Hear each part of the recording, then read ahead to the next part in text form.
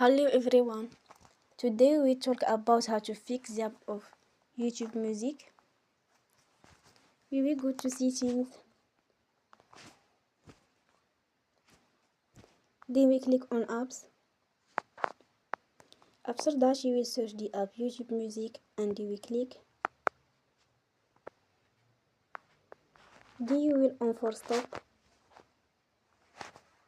After that you will go to storage. Then we click on clear cache. In the end, you will turn off your Wi-Fi and you will turn again.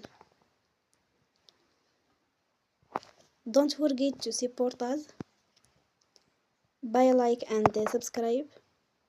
See you next time and thank you for watching.